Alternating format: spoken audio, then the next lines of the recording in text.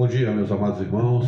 Estamos aqui nessa manhã, dia 20, de abril, mais uma live aqui, devocional, com os amados irmãos aqui da Primeira Igreja Batista de Osório, de Capão da Canoa, e também todos os nossos queridos amigos, espalhados aí pelo Brasil inteiro, Que Deus abençoe você ricamente nesse dia, que a graça do Senhor esteja sobre sua vida e que o Senhor esteja falando ao teu coração sobre todas as coisas que está acontecendo nesse momento na terra, espalhada aí nessa situação que estamos vivendo. Quero agradecer a Deus aí pelos muitos irmãos que estiveram aí presentes conosco no culto ontem à noite, culto que eu creio que o Senhor falou grandemente ao nosso coração, e através da sua palavra falou ao meu coração também.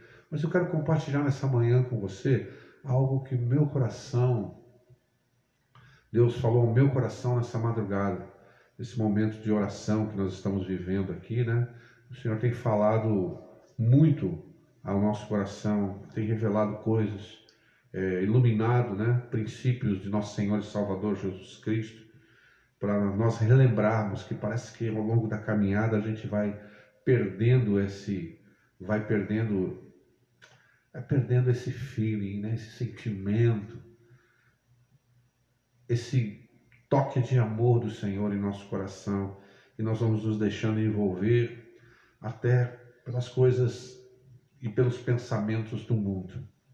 Então quero agradecer a Deus nessa manhã por tudo que Ele tem feito e também pedir que você abra a sua Bíblia no Evangelho de Mateus, no Evangelho de Mateus, Mateus capítulo 5, Sermão do Monte, Mateus capítulo 5, versículo 38 ao versículo de número 48.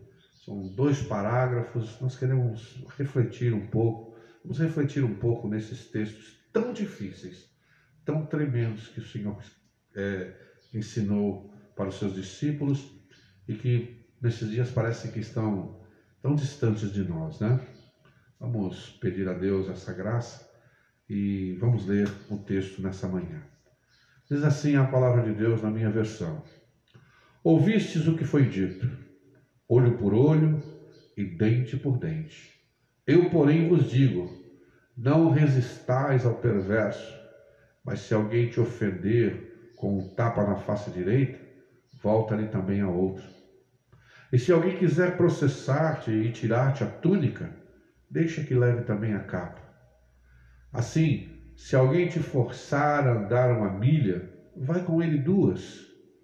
Dá a quem te pedir e não te desvies de quem deseja que lhe emprestes algo. Ouvistes o que foi dito, amarás o teu próximo e odiarás o teu inimigo.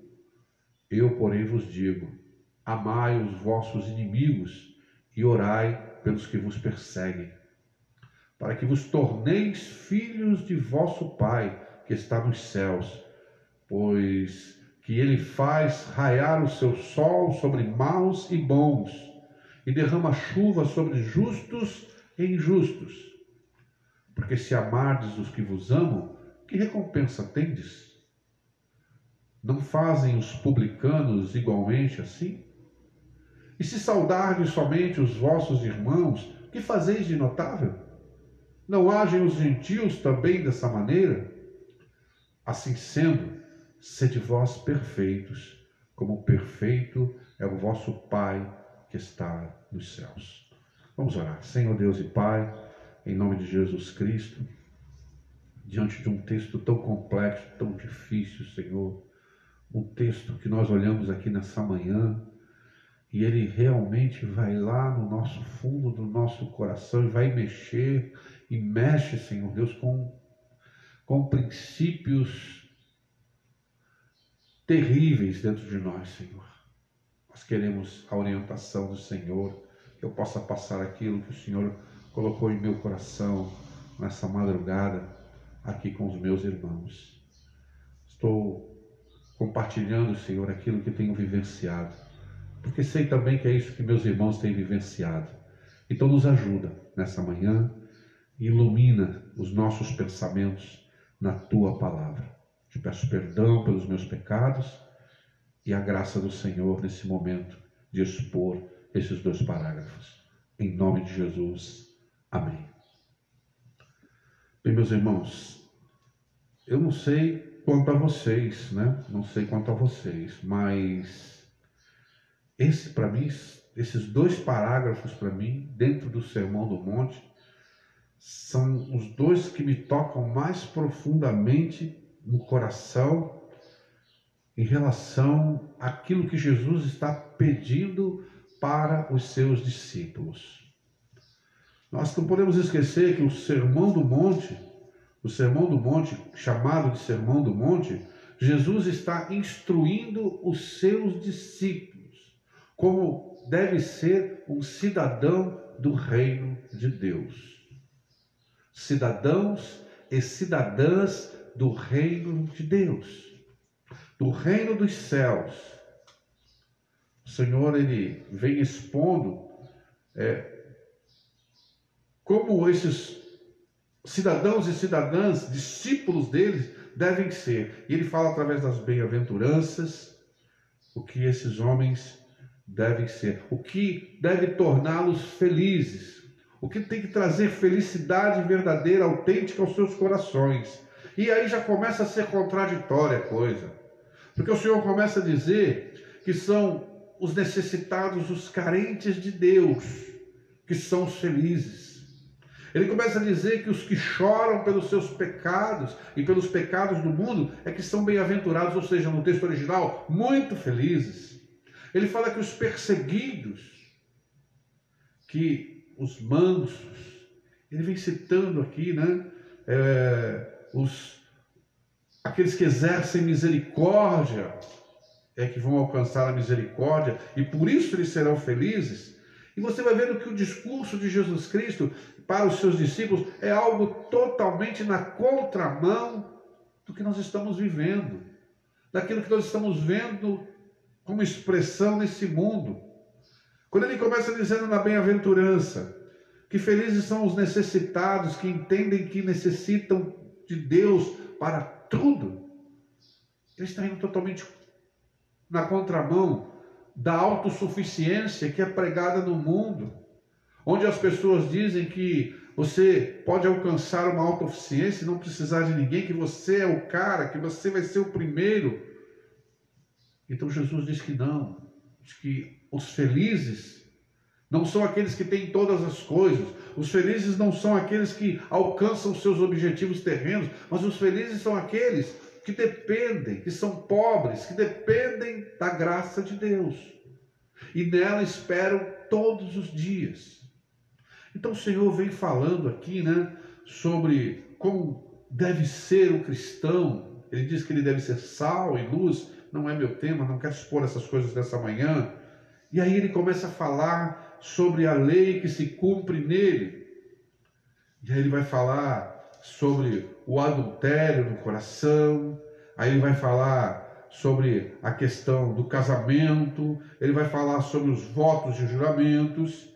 E aí ele entra aqui justamente no texto que é incisivo, é cortante para mim e para nós, com certeza.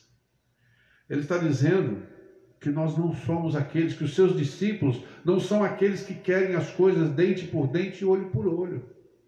Ele está dizendo que os seus discípulos, eles não devem ser aqueles que resistem, né, aos perversos, e nem aqueles que se defendem, mas são aqueles que, na verdade, por confiar em Deus e entregar nas mãos de Deus, entregam toda a justiça e todas as coisas e compreendem que se estão vivendo alguma coisa, está tudo dentro de um controle de Deus. E aí o Senhor diz assim, chega a expressar aqui que se alguém te ofender com um tapa na face direita, volta ali também a outra. Eu fico parando e pensando, se um homem vir e me esbofetear, bater na minha cara, se bem que o texto original aqui não significa que era uma atitude não de bater muito com força, mas era simplesmente chamar para um desafio, né? Desonrar aquela pessoa. Bater na face dele era desonrar aquela pessoa, era chamá-la para um desafio. E o Senhor diz que nós não devemos aceitar os desafios carnais. Ele diz não. E as pessoas vão dizer, mas aí nós vamos ser vistos como covardes, mas a palavra está aqui diante de nós. Porque aquilo que é corajoso diante do mundo, na verdade, é insensatez diante de Deus. E nós estamos olhando esse texto nessa manhã, e o Senhor diz que nós não devemos resistir. E na verdade nós temos que, como ovelhas que vão para o matadouro, Paulo diz ali, nós somos tidos como ovelhas que vão para o matadouro. Não podemos esquecer do nosso grande exemplo, que é o nosso Senhor Jesus Cristo, que diz que como um cordeiro mudo, ele vai diante dos seus tosquiadores e ele não fala nada, ele se entrega confiante de que Deus estava cumprindo os seus propósitos para com ele. Irmãos, pode existir fé maior que essa? Pode existir uma coisa maior do que essa? E ali, esses ensinamentos para aqueles discípulos, são para aqueles discípulos que estão ali. O Senhor está falando isso para um Pedro, está falando isso para um João, filho do trovão, um Pedro, né, cheio de impetuosidade.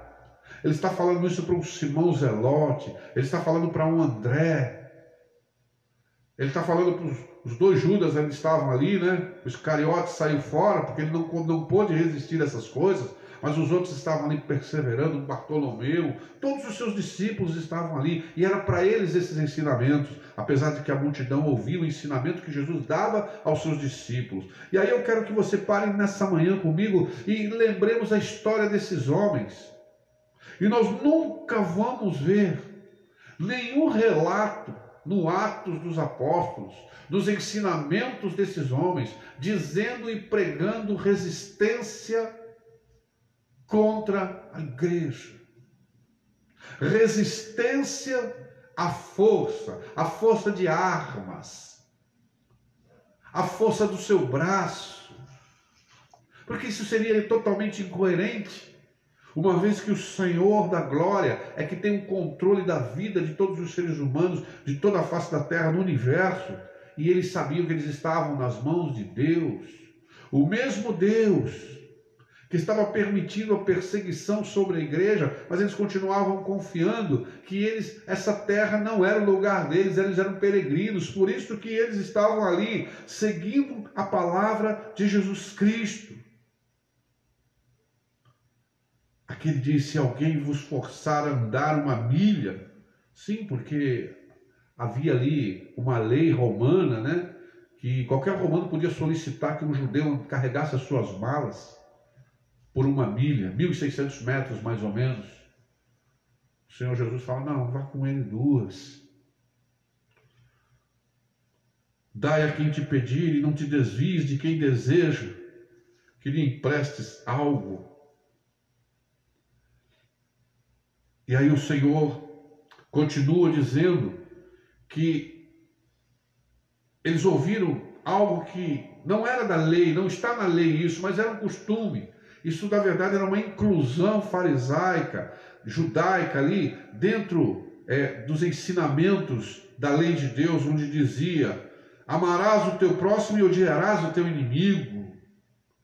Mas o Senhor, ele vai contra isso, dizendo, olha, vocês devem amar os vossos inimigos e orar pelos que vos perseguem. E é aqui o meu ponto nessa manhã. Nós estamos no propósito de oração aqui na igreja. Nós estamos orando aqui pelo nosso país. Nós estamos orando pelas autoridades que o Senhor levantou para estar governando a nação nesse momento de crise.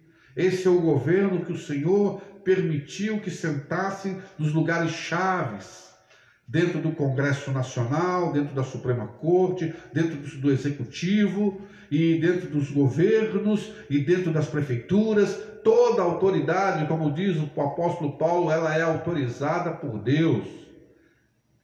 ela está lá, na verdade, para cumprir a vontade de Deus. Se eles não cumprem, Deus irá cuidar deles, mas que eles foram instituídos pelo Senhor e para os propósitos santos do Senhor. Isso é uma realidade bíblica que muitas vezes nós esquecemos. Nós olhamos para o faraó do Egito, e lá no capítulo 9 de Romanos, o apóstolo Paulo está repetindo ali, milhares de anos depois, ele está repetindo e lembrando os romanos disso, dizendo, citando o texto de Deuteronômio, que Deus diz: para isso eu te levantei, para esse propósito eu te levantei, falando a respeito do faraó, daquele tempo, daquela dinastia, para em ti mostrar o meu poder e a minha glória. O propósito de Deus levantar aquele homem foi isso. Eu não entendo essas coisas, irmãos amados. Eu não entendo como o Senhor levanta e por que o Senhor levanta. Eu tenho algumas explicações teológicas aqui que eu não tenho tempo de falar com os irmãos agora, nessa manhã, algumas implicações teológicas sobre isso, algumas respostas que nós, como teólogos, temos sobre isso. Mas o texto é claro em dizer que Deus está dizendo que aquele faraó foi levantado com o propósito de ser nele que o Senhor ia mandar as 10 pragas, que ia humilhar o Egito e que ia libertar o seu povo. Então, diante do que está acontecendo na nossa nação, ontem eu estava com o meu coração pesado, eu estava com o meu coração pesaroso, eu estava com o meu coração irritado. Talvez isso manifestou-se também na palavra que eu preguei, se bem que eu creio que preguei aquilo que o Senhor colocou em meu coração, mas que com o espírito que preguei talvez não tenha sido algo também, como coloquei ali algumas coisas do meu coração.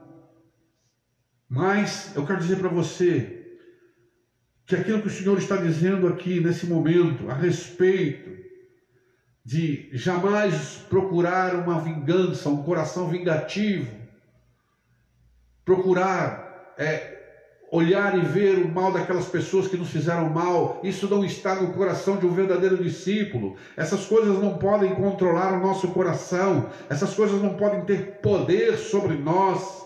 Nós temos que ter um olhar muito mais altivo, nós temos que ter um olhar muito mais elevado, para que não possamos cair nessa tentação de desejar e ver alguma pessoa se dar mal, mesmo pelas suas maldades.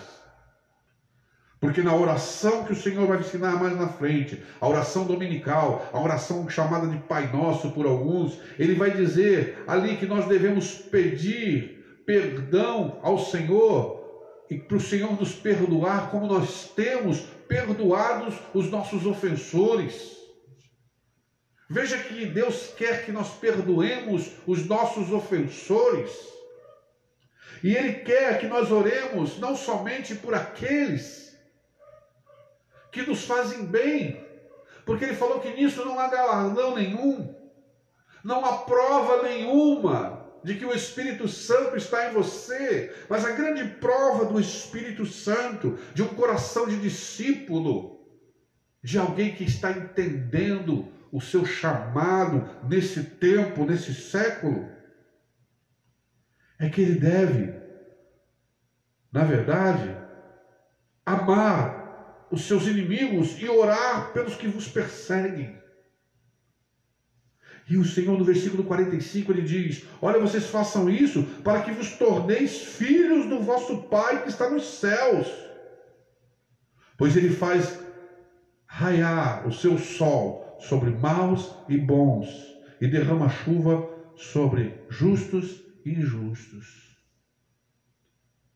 O que o Senhor está dizendo é: vocês precisam usar de misericórdia para com todos, mas principalmente por aqueles que são seus adversários, por aqueles que são seus perseguidores, por aqueles que estão fazendo mal contra você.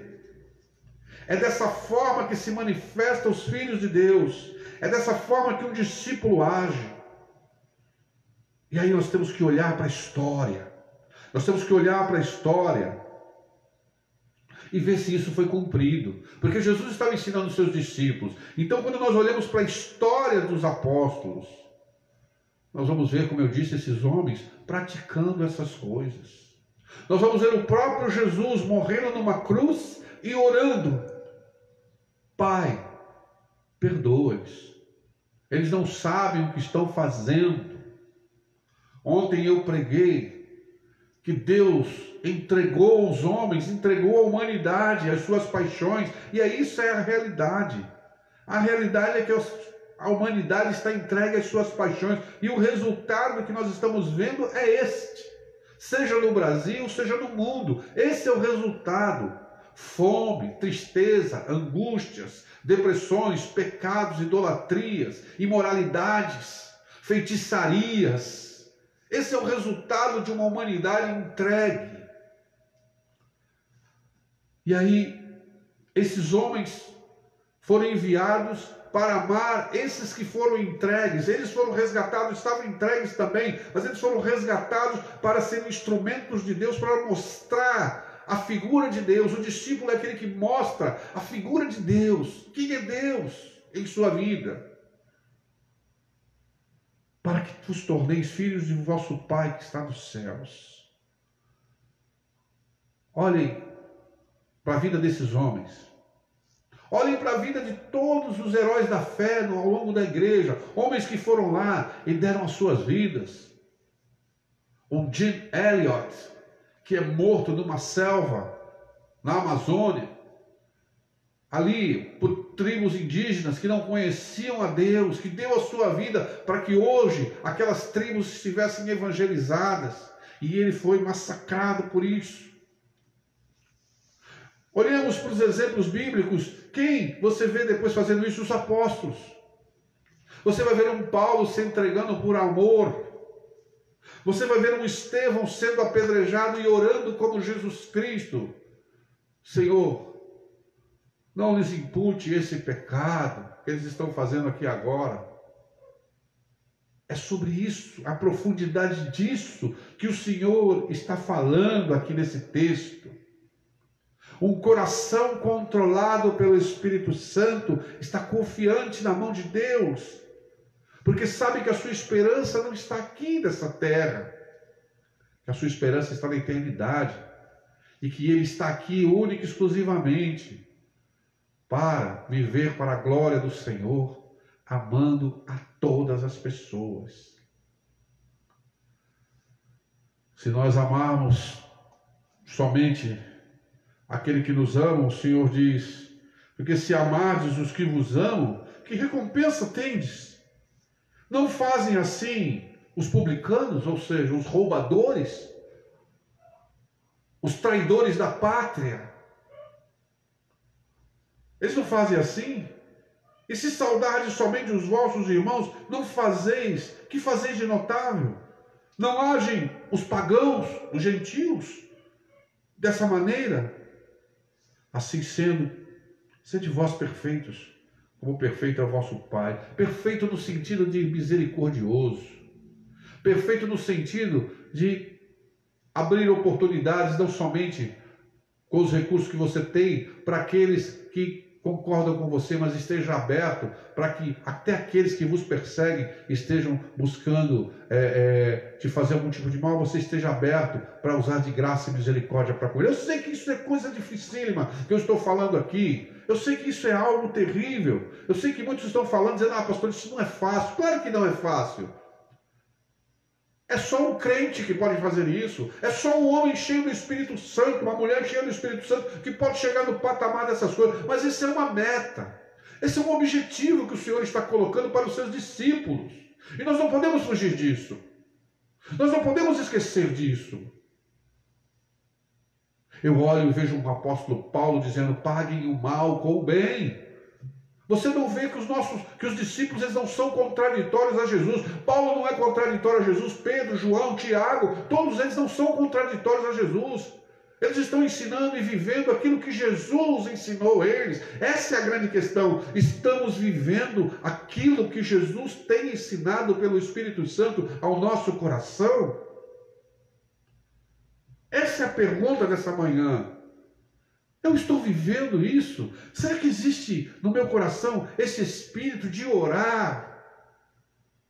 pelos perseguidores, pelos malignos, pelos malvados, por aqueles que estão me perseguindo, sei lá, se é um vizinho, é um parente, é uma pessoa que no meu trabalho, é alguém, até os governantes, porque nós estamos tão ligados nas notícias, tão ligados nas notícias que estão acontecendo, e nós estamos nos posicionando do lado de A ou do lado de B, e estamos deixando nos influenciar, e isso tem contaminado o nosso coração, e é isso que o Senhor me mostrou nessa noite de oração.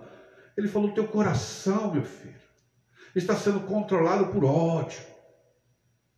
Você está odiando esses homens que estão fazendo as coisas erradas. Eu não te chamei para odiar. Eu não te salvei para vingança. Eu não te chamei para que você seja o homem iracundo e que vai querer ver as pessoas se darem mal lá porque estão praticando o mal. Não, isso não pode estar no seu coração. Eu te chamei para chorar. Chorar pelos teus pecados e chorar pelos pecados do mundo. Esse é o homem bem-aventurado. Bem-aventurados os que choram.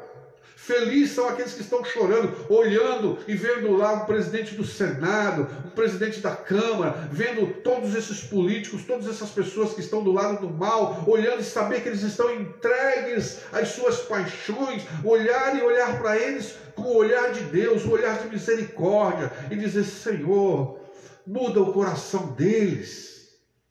Senhor, não deixe ele ficar nessa escuridão. Não deixe o nosso presidente, não deixe o presidente da Câmara, não deixe o presidente do Senado, não deixe o presidente da Suprema Corte, não deixe os nossos governadores, não deixe os prefeitos, não deixe os deputados federais e estaduais, não deixe os investidos de autoridade estarem entregues nas suas paixões. Não deixe o nosso país, Senhor, estar entregue às suas paixões. É o olhar de graça, mesmo daqueles que estão nos prejudicando. É o olhar de misericórdia que Deus está chamando os seus discípulos. Talvez nossas orações não estão sendo atendidas, porque não está esse sentimento no nosso coração. E aí nós vamos nos enchendo de ódio, devido às notícias. Nós vamos nos enchendo de rancores. E isso vai fazendo com que o nosso coração fique enfermo. O nosso coração adquire uma enfermidade, e isso vai gerar outras coisas ruins. E nessa noite, quando o Senhor falava no meu coração, eu estava aqui sendo redirecionado no meu coração para a verdade que é: um discípulo de Cristo não permite que o ódio e os desejos de vingança controlem o seu coração. Jesus na cruz orou pelos seus executores e pelos seus escarnecedores. Estevão orou por Deus, para Deus não imputar o pecado aos que estavam lhe apedrejando. O homem que viu aquilo acontecer foi impactado. O apóstolo Paulo viu ali Estevão orar pelos seus perseguidores. Aquilo impactou o coração e a consciência de Paulo. Os heróis da fé tombaram, cheios de amor nos seus corações, e não com ódio, não com mágoa, não com rancores, por aqueles que eles sabiam estar mortos em delitos e pecados, meus irmãos. Por isso que o escritor de Hebreus diz lá, da galeria dos heróis da fé, no capítulo 11, por isso o mundo não era digno deles. O mundo não era digno deles. Em Hebreus capítulo 11, versículo 38, diz que esses homens caminharam como refugiados, vagando pelos desertos e montes, pelas cavernas, buracos na terra, pessoas das quais o mundo não era digno. E eles estavam lutando uma batalha não de ódio. Eles não estavam lutando uma batalha esperando uma vingança, porque as armas da nossa milícia não são carnais, mas são poderosas em Deus para levar cativo todo pensamento à obediência de Cristo, porque nós queremos que as pessoas sejam salvas, porque nós queremos que as pessoas experimentem a graça, porque nós queremos que as pessoas sejam transformadas, saiam das mãos de Satanás, saiam das mãos do maligno, deixem de ser controladas por ele e passem a ser controladas pelo Espírito da verdade, pelo Espírito de Cristo, pelo Espírito Santo. homens do qual o mundo não era digno. Essa manhã eu tive que orar. Obrigado, Jesus. Obrigado por corrigir o meu coração. Meu coração levantou dessa oração diferente. E eu quero compartilhar com os meus irmãos aqui do nosso grupo de oração nessa manhã. O nosso relógio de 24 horas de oração precisa desse acréscimo. Ore pela salvação desses homens, meus irmãos. Ore pela salvação deles. Ore pela salvação do presidente da Câmara, do presidente do Senado, do presidente da República. Ore, Igreja do Senhor, ore para que o Senhor liberte essas pessoas do jugo de Satanás. Ore pelas suas famílias.